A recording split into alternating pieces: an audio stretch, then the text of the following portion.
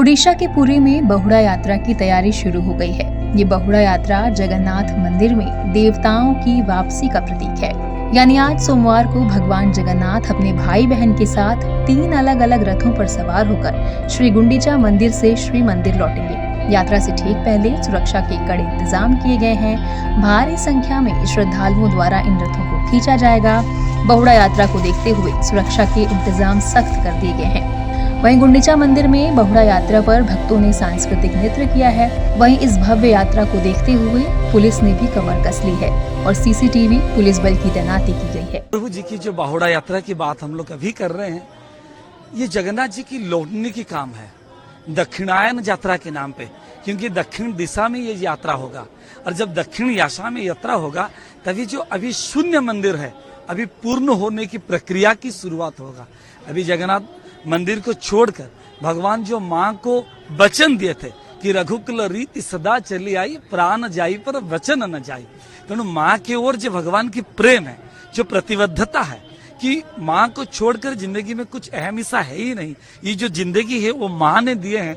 तो मातृभूमि और माँ के प्रति जो भावना, जो रेस्पेक्ट, जो रिगार्ड रहना चाहिए, जो सम्मान रहना चाहिए, वो महाप्रभु खुद पालन करके सारे संसार को बताते हैं कि माँ को मत छोड़ो, मातृभूमि को मत छोड़ो।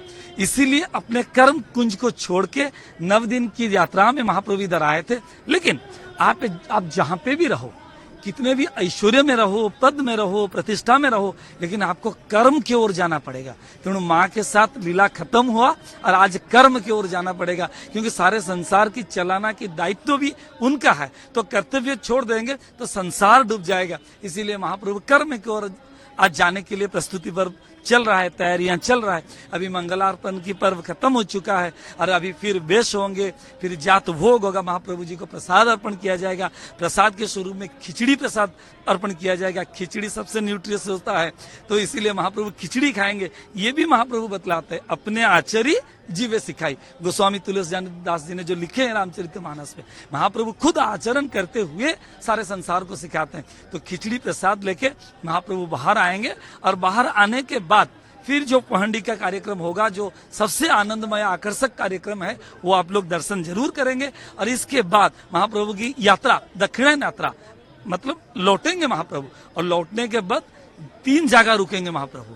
पहला सालोवेग के पीठ, जो समाधि पीठ है, जिसके बोलने पर महाप्रभु रुक गए थे, महाप्रभु उधर रुकेंगे, मेरा भक्त कैसा है।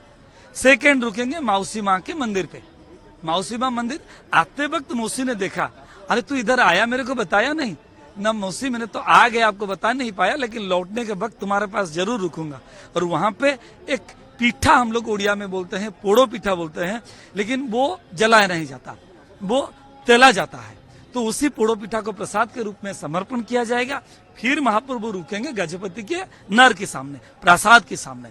क्यों रुकेंगे ना, महाप्रभु जी की शादी हुआ था। शादी के बाद महाप्रभु का कुछ काम खत्म नहीं हुआ है। महाप्रभु स्नान करने के लिए स्नान वेदी पे आ गए। मंचा स्नान खत्म होने के बाद बुखार में आ गए। बुखार के बाद सीधा तैयारी और रथ यात्रा के लिए निकल पड़े, माँ के पास आ गए।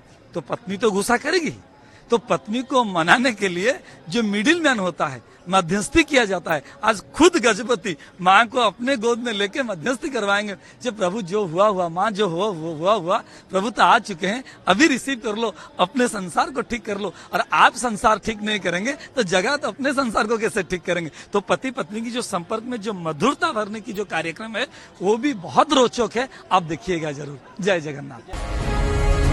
जी भारत।